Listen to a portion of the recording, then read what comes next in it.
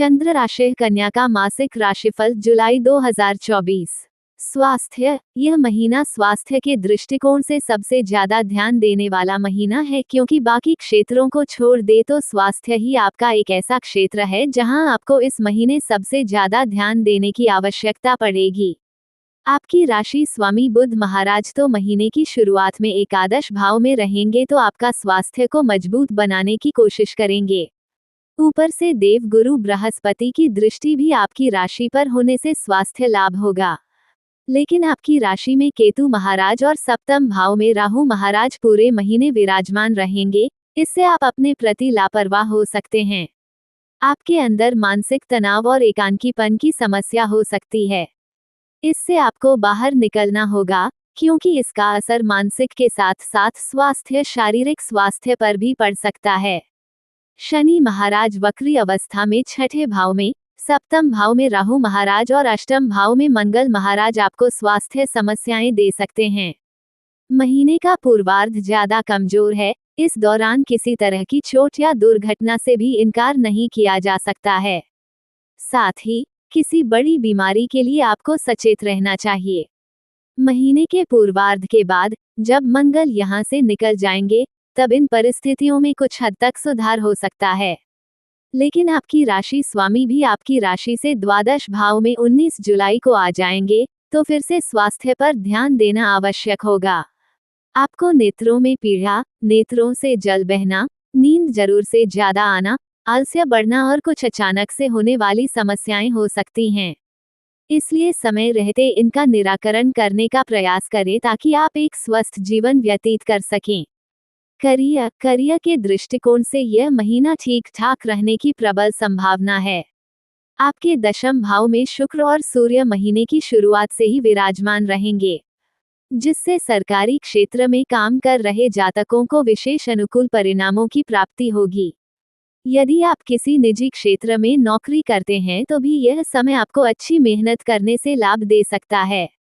आप अपने काम को लेकर सजग तो रहेंगे, लेकिन मेहनत भी ऐसे करनी है कि न केवल आप मेहनत करें, बल्कि वह मेहनत सबको दिखाई दे। इससे लोगों का रुझान और लोगों का ध्यान आपकी ओर बढ़ेगा। आपके वरिष्ठ अधिकारियों की नज़र में यह आएगा और इससे आपको अच्छा लाभ मिल सकता है और नौकरी में पदोन्नति के योग बनेंगे, लेकिन उसके लिए आपको बहुत ज्यादा मेहनत करने की आवश्यकता पड़ेगी। एकादश भाव में बुध महाराज आपको अपने वरिष्ठ अधिकारियों से अनुकूल संबंध बनाए रखने में मदद करेंगे और आपकी भाषण और संवाद क्षमता को बढ़ाएंगे। दशम भाव के स्वामी होकर बुध महाराज का एकादश भाव में जाना आपके लिए अनुकूलता लेकर आएगा। शुक्र और सूर्य महीने के उत्तरार्ध में एकादश भाव में आएंगे, तो दशमेश द्वादश भाव में चले जाएंगे। इससे काम के सिलसिले में कुछ भागदौड़ बढ़ेगी। आपकी व्यस्तता अधिक होगी, लेकिन आपका प्रदर्शन काबिले तारीफ होगा। छठे भाव के स्वामी शनि महाराज वक्री होकर छठे भाव में विराजमान। यदि आप कोई व्यापार करते हैं, तो सप्तम भाव में राहु की उपस्थिति आपके लिए अच्छे और बुरे दोनों तरीके के परिणाम लेकर आ सकती है। सर्वप्रथम आपको किसी भ्रम में रहकर या जल्दबाजी में या बिना सोचे समझे कोई भी योजना बनाने से बचना होगा। कोई भी निर्णय लेने से बचना होगा, नहीं तो यह आपके व्यापार के लिए सबसे खराब स्थिति हो सकती है। इसके विपरीत सप्तम भाव के स्वामी देव गुरु बृहस्पति पूरे महीने नवम भाव में विराजमान रहेंगे। किसी उद्देश्यपूर्ण कार्य के लिए और व्यापार के सिलसिले में यात्राएं करने का मौका मिलेगा। ये लंबी यात्राएं आपके व्यापार में भी उन्नति का कारण बनेगी। अनुभवी व्यक्तियों का सहयोग मिलेगा और यदि आप उनकी सलाह के अनुसार काम करेंगे, तो आपको सफलता मिलेगी। प्रेम विवाह व्यक्तिगत संबंध। यदि आप किसी प्रेम संबंध में हैं, तो आपके लिए यह महीना मिश्रित परिणाम देने वाला रहेगा। आप अपनी बात अपने प्रियतम से खुलकर कह पाएंगे। आपकी संवाद शैली विकसित होगी। आप बातों को अच्छी तरह से सोच विचार कर उनके सामने रखेंगे, जो उनके दिल को छू जाएंगी और आपका प्रेम बढ़ेगा। पंचम भाव के स्वामी शनि महाराज के वक्री होकर छठे भाव में विराजमान होने से कुछ ना कुछ समस्याएं भी लगी रह सकती हैं। लेकिन नवम भाव में बैठे देव गुरु बृहस्पति अपनी पूर्ण नवम दृष्टि से आपके पंचम भाव को संभालेंगे, जिससे आपके प्रेम की रक्षा होगी। आपका प्रेम यदि निश्चल है तो देव गुरु बृहस्पति की कृपा से वह और बढ़ेगा और आप अपने प्रियतम को अपने दिल का सारा हाल समझा पाएंगे और उनके दिल में भी जगह बना पाएंगे। इस प्रकार आप एक अच्छे प्रेम संबंध का लाभ उठा पाएंगे और अपने प्रियतम के साथ अपने भविष्य के अच्छे सपने सजा सकते हैं। शुक्र महाराज के 7 जुलाई से एकादश भाव में जाकर पंचम भाव पर दृष्टि डालने से आपके रिश्ते में रोमांस भी बढ़ेगा। रोमानियत बढ़ने से आप दोनों एक दूसरे के साथ ज्यादा से ज्यादा समय बिताएंगे। सूर्य महाराज 16 जुलाई से आपके पंचम भाव को देखेंगे।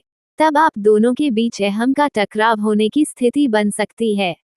जहां तक संभव हो इससे बचने की कोशिश करें। विवाहित जातकों की बात करें तो सप्तम भाव के स्वामी देव गुरु बृहस्पति नवम भाव में पूरे महीने विराजमान रहेंगे, जिससे आप अपने जीवन साथी के साथ किसी तीर्थ यात्रा पर और लंबी यात्रा पर जा सकते हैं। ये समय आपके रिश्ते के लिए सुखद हो सकता है, जब आप एक दूसरे को और एक दूसरे की अच्छी बातों को और ध्यान से समझ पाएंगे। सप्तम भाव में राहु महाराज भी विराजमान हैं, जो आपके जीवन साथी को निरंकुश भी बना सकते हैं। लेकिन देव गुरु बृहस्पति की राशि में होने से समस्याएं कम होंगी। सप्तम भाव की एक और शनि तो दूसरी और मंगल ग्रह होने के कारण जीवन साथी का व्यवहार महीने की शुरुआत में कुछ परेशानी हो सकता है, लेकिन महीने के उत्तरार्ध में उनका स्वास्थ्य और उनका व्यवहार दोनों ही सुधारने लगेंगे और तब आपको भी राहत मिलेगी और आपका वैवाहिक जीवन सुचारू रूप से व्यतीत होने लगेगा। सलाह, आपको बुधवार के दिन श्री विष्णु सहस्त्रनाम स्तोत्र का पाठ करना चाहिए। शनिवार के दिन काले तिल का दान करना भी लाभदायक रहेगा। प्रतिदिन श्री गणपति अथवा शीर्ष का पाठ करें और गणेश जी को दुर्वांकुर अर्पित करें। आपको मंगलवार के दिन रक्तदान करना चाहिए। सामान्य कन्या राशि में जन्मे जातकों के लिए यह महीना फलदायक रहने वाला है। इस महीने शनि छठे भाव में और मंगल अष्टम भाव में रहेंगे और राहु सप्तम भाव में रहेंगे, जिससे आपको स्वास्थ्य पर विशेष ध्यान देने की आवश्यकता पड़ेगी, क्योंकि स्वास्थ्य आपकी सबसे बड़ी समस्या बन सकता है। आपकी राशि में केतु का उपस्थित होना भी अचानक से कोई समस्या उत्पन्न कर सकता है। जहां तक आपके कार्यक्षेत्र की बात है तो उसमें स्थितियां कमोबेश अनुकूल ही रहेंगी और आपको अपनी कर्मशीलता के और अपनी परिश्रम के अनुसार अपने काम में आगे बढ़ने का मौका मिलेगा। नौकरी करने वाले जातकों को कुछ विशेष मेहनत से कुछ विशेष लाभ मिलने के योग भी बन सकते हैं, जबकि व्यापार करने वाले जातकों को उल्टी सीधी योजनाओं में दिमाग लगाने की बजाय सीधे रास्ते पर चलकर अपने व्यापार में उन्नति कैसे हो इस पर ध्यान देने की आवश्यकता पड़ेगी। विद्यार्थियों के लिए कठिन मेहनत से भरा समय रहने वाला है, फिर भी आपको अच्छी सफलता मिल सकती है। प्रेम संबंधों में आपसी संवाद बढ़ेंगे। एक दूसरे के प्रति समझदारी का भाव बढ़ेगा, जिससे रिश्ते में परिपक्वता बढ़ेगी। लेकिन कुछ बातों को लंबा खींचना रिश्ते के लिए नीरसता का कारण बन सकता है। विवाहित जातकों को अपने वैवाहिक जीवन में खुशियां महसूस होगी, लेकिन ससुराल पक्ष के लोगों का हस्तक्षेप आपके रिश्ते में कुछ परेशानियां खड़ी कर सकता है। आपको सरकारी क्षेत्र से लाभ मिलने के योग बन सकते हैं। धर्म कर्म में आपकी बहुत रुचि बढ़ेगी, जिससे आप इन कामों में बढ़ चढ़कर हिस्सा लेंगे और आपको मान सम्मान की प्राप्ति होगी। पढ़ाई के लिए विदेश जाने की इच्छा रखते हैं तो कठिन प्रयास के बाद सफलता मिल सकती है। वित्त, यदि आपकी आर्थिक स्थिति को देखा जाए तो यह महीना आपको आर्थिक तौर पर अधिक लाभ दिला सकता है। महीने की शुरुआत में ही बुध महाराज एकादश भाव में विराजमान रहकर आपकी आर्थिक स्थिति को आगे बढ़ाने में मददगार बनेंगे। वही 7 जुलाई से शुक्र और 16 जुलाई से सूर्य के भी एकादश भाव में आ जाने से आपकी आमदनी में दिन प्रतिदिन बढ़ोतरी होती जाएगी। आपकी दैनिक आमदनी भी बढ़ेगी। बुध महाराज 19 जुलाई से आपके द्वादश भाव में चले जाएंगे, तब आपके खर्चों में कुछ बढ़ोतरी होगी, लेकिन उससे पहले अष्टम भाव में बैठे मंगल महाराज आपको गुप्त धन और अप्रत्याशित धन दिलवा सकते हैं, जो पूरे महीने आपके लिए लाभदायक रहेगा। 31 जुलाई यानी कि महीने के अंतिम दिन शुक्र भी सिंह राशि में चले जाएंगे, तब आपके खर्चों में कुछ बढ़ोतरी होगी। उधर शनि महाराज भी छठे भाव में बैठकर एकादश भाव पर दृष्टि डालेंगे, जिससे खर्चों को कुछ हद तक नियंत्रण में रखने में आपको आसानी होगी। आपके व्यापार में अच्छी उन्नति होगी। लंबी यात्राओं पर धन तो खर्च होगा। व्यवसाय के लिए धन जुटाने का काम भी करेगी। महीने का पूर्वार्ध आर्थिक लाभ के लिए ज्यादा अनुकूल दिखाई दे रहा है। इस समय का भरपूर सदुपयोग करें ताकि आपकी आर्थिक स्थिति सुदृढ़ हो सके। मित्र एवं परिवार, यह महीना पारिवारिक तौर पर आपके लिए अनुकूल परिणाम लेकर आने वाला है। दूसरे भाव के स्वामी शुक्र महाराज महीने की शुरुआत में सूर्य देव के साथ दशम भाव में विराजमान रहेंगे, जिससे पैतृक व्यवसाय में वृद्धि होगी। परिवार के लोगों का आपके व्यवसाय में मार्गदर्शन मिलेगा और उनका साथ आपको मिलेगा, जिससे आपको अनेक लाभ के योग बनेंगे। आपके व्यापार में भी उन्नति होगी।